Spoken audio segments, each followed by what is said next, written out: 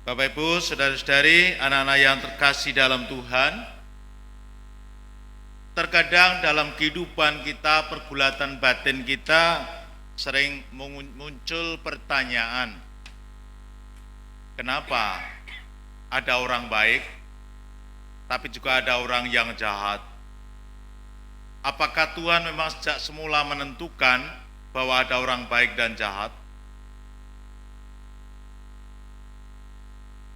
Mungkin kita bisa bertanya, ya barangkali dia tidak mempunyai agama, tapi sama bahwa orang yang punya agama pun tidak menjadi jaminan bahwa orang semuanya menjadi baik.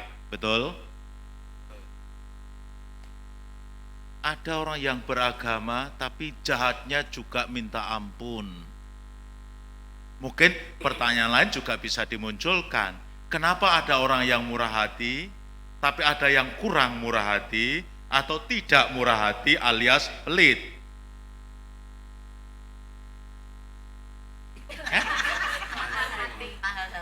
Mahal hati. Kenapa ada orang yang mahal hati? Betul juga ya. Ini bahasa ini. Murah hati lawannya. Karena rendah hati lawannya. Wah, ini perlu dimasukkan di kamus ini. Apakah Tuhan memang menghendaki itu? Bukankah sejak semula Tuhan memberikan kehidupan yang sama kepada kita? Betul? Kita semua lahir dari rahim yang sama. Meskipun lahirnya tidak dalam pintu yang sama.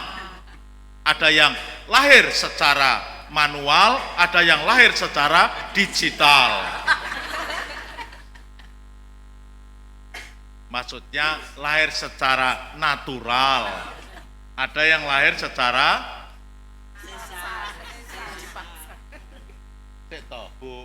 natural itu lawannya tidak natural alias buatan. Karena ada gangguan pintu, maka pintu harus dibuatkan tersendiri. Nah, itu yang tahu para dokter. Saya tidak menyebut dokter siapa, nanti dokter Teguh tersinggung. Kok balik lagi? Padahal ada dokter Edi juga di sana, ada dokter Novi di sini. Kayak yo dokter ini. Bapak Ibu dan Saudara terkasih, Allah sangat serius memberi kehidupan kepada kita, mencurahkan kehidupan yang sama, tanpa terkecuali, sama. Maka gambaran kehidupan, kemurahan Allah, kebaikan Allah itu dicurahkan kepada kita bagaikan hujan. Melalui Nabi Yesaya Tuhan menyerukan itu. Firman yang keluar dari mulutku seperti hujan dan salju turun dari langit. Tentu hujan ini diturunkan kepada kita semua sama.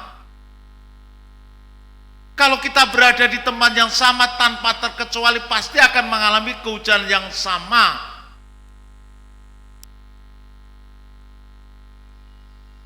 Tidak pilih kasih kok. Kalau nggak percaya dicoba aja pas musim hujan. Beradalah di tempat yang sama, kita semua dapat hujan. Bukan berarti kalau sudah namanya Ibu Maria dari lingkungan Santa Maria, lalu yang lain kehujanan, Ibu Maria kekeringan. Barangkali Tuhan mesakne ki rondo siji ki wis gak tak udani wae.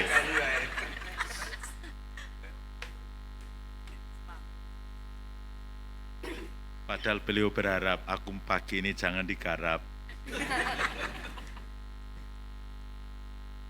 Hujan itu semuanya itulah kehidupan yang Tuhan berikan.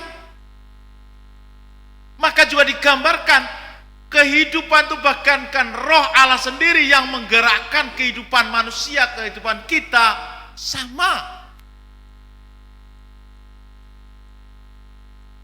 Jadi roh yang satu dan sama memberikan kehidupan kepada kita semua.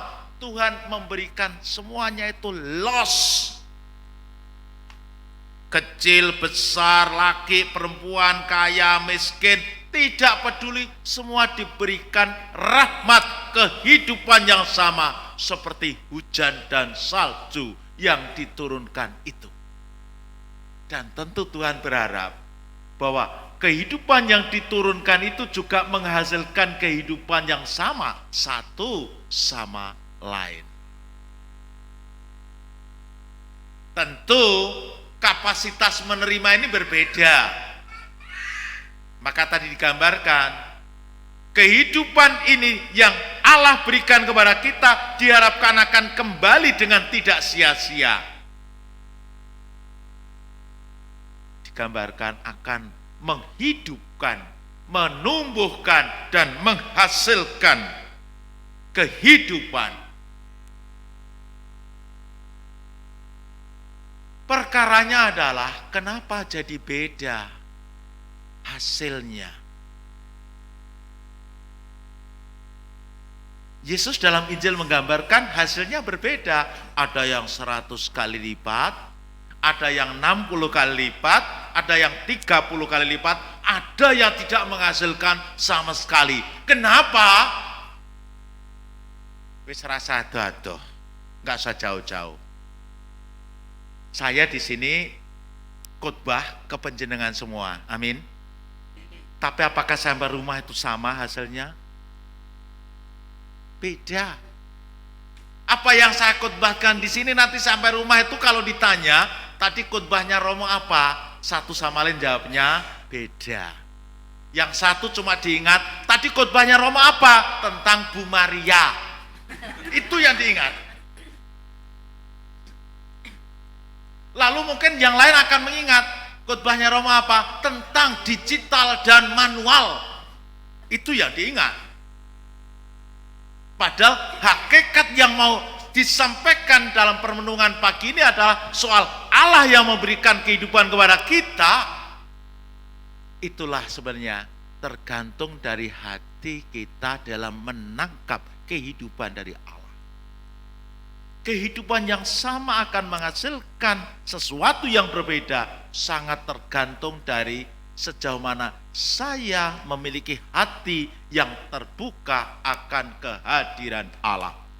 Dalam Injil dibedakan menjadi 4 kategori hati kita. Hati yang pertama digambarkan seperti benih yang ditaburkan dan jatuh di jalan. Tuhan memberikan kehidupan, yok, tapi jatuhnya di jalan. Orang nggak ngerti apa-apa, itu dianggap apa, tidak mengerti bahwa itu kehidupan, maka didudul manuk. Ikut misa, ya. Mendengarkan sabda Tuhan, ya. Pulang, apa tadi sabdanya? Nggak tahu. Karena didudul manuk. Jadi jenis seperti ini memang ada juga. Saya bersyukur bahwa jenis ini tidak ada di gereja Santo Paulus Nganjuk. Karena begitu semua menerima sabda Tuhan sampai rumah, semuanya merawat dengan baik. Amin. Manuke kabeh melayu.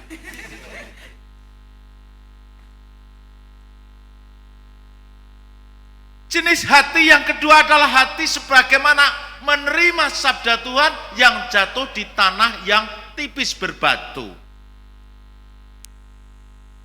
Tanah yang berbatu. Tanah berbatu atau batu bertanah? Hah? Dicek. Tanah berbatu atau batu bertanah? Coba dibaca lagi di Injilnya tadi. Bu Christine Halean. Loh, ndang. Gak pakai kacamata. Pinter. Ini jenis manuk nudul. Berarti termasuk hebat loh dia. Gak pakai kacamata, gak bisa membaca, tapi bisa menyanyi. Hafal semua. Gak apa-apa wes. Di sana dikatakan sebagian jatuh di tanah yang berbatu. Lumayan ini lumayan.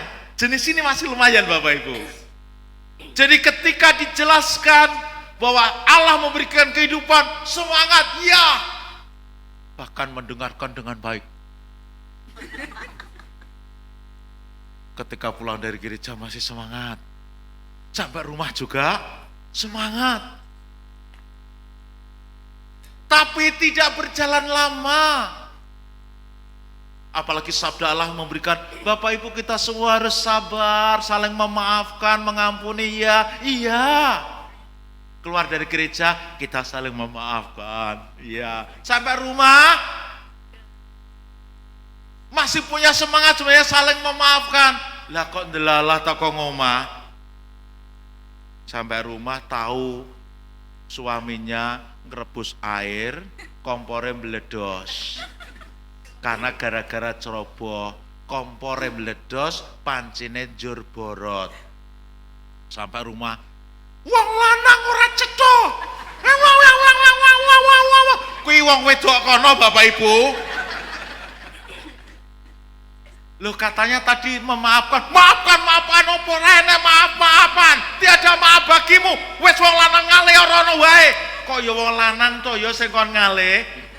Mbok ya sekali-kali. Aku tak lunga Pak. Lah nyopo? Lah kompor mbok bledosne kok.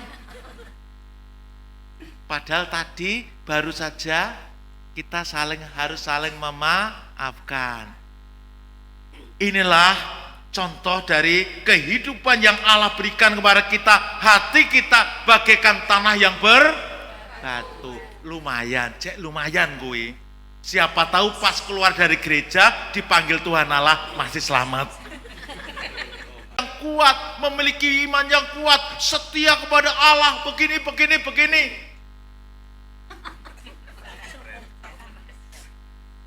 Tapi ketika hutangnya mulai menumpuk, lalu mulai goyah, ada tawaran. Hutangmu banyak? Betul. Kamu mau punya solusi tanpa masalah? Ketika berhadapan dengan kehidupan jenis ini, akhirnya kenapa kamu harus bertahan? Ini seperti godaan kepada Ayub. Tinggalkanlah Tuhan Allahmu, maka kamu akan mengalami kehidupan kembali. Untuk apa kamu percaya kepada Tuhan Allahmu yang begitu? Jadi Katolik soro, orang tambah sugih, orang naik-naik pangkat, ya orang ndang untuk pasangan hidup. Ayo Jal, piye? Ayo. Ini himpitan dunia, maka terhimpit oleh kekhawatiran, maka akhirnya berubah. Wes nek ngono aku tak meninggalkan imanku dan aku sekarang akan memuja pohon beringin.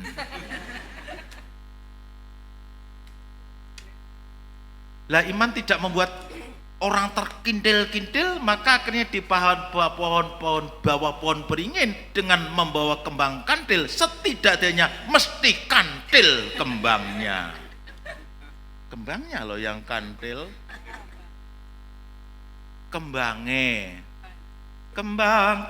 kantil ditandur ning kebon agung, kleretipun nyemplung kecemplung wong sing kemantil. Kantil tok kembange. Nah Bapak Ibu, apapun yang terjadi, Tuhan Yesus tidak menghendaki dari ketiganya coret. Oke? Amin. Ketiganya dicoret. Sekarang yang kita munculkan tinggal satu. Sabda Allah yang jatuh bagaikan benih yang jatuh di hati yang subur, tanah yang subur. Ini akan menghasilkan, nggak perlu harus 100 kali lipat Bapak Ibu. Ini kebetulan Tuhan Yesus memberi contoh cuma 100, 60, 30, tak tambahi 15 oleh 7,5 oleh bar 7,5 telung perapat oleh 75 dibagi 2 menjadi, ayo, piro? Boleh. Yang penting berbuah. Tuhan Yesus tidak menuntut harus besar, harus banyak, tapi tunjukkanlah kalau tanaman yang ada dalam hati kita tuh berbuah, berarti mengandaikan hidup. Meskipun sedikit tapi berbuah, itu artinya percuma hidup tapi tidak berbuah, akhirnya terhimpit dan akhirnya semua tiga-tiganya semua mati. Yang jatuh di pinggir jalan mati atau hidup? Tudul manuk mati. Yang jatuh di tanah berbatu mati atau hidup? Akhirnya mati. Yang terhimpit oleh semak berduri mati. Yang berbuah ini tandanya kalau sampai berbuah meskipun satu saja, enggak usah 100. Nanti saya beritahukan pada Yesus, Yesus jangan terlalu banyak. Kok 100, kok 20, kok 30, siji saja. Apakah itu engkau berkenan Tuhan Yesus? Saya jamin Tuhan Yesus akan menjawab berkenan. Nek setengah piye Tuhan Yesus? Nek iso yojo, wong kehidupan kok setengah. Berarti kalau setengah hidup sama dengan setengah mati. Maka kalau dikalikan 2, hidup sama dengan mati. Jangan seperti itu. Minimal berbuahlah meskipun hanya 1. Berkatalah menyertai perjuangan kita.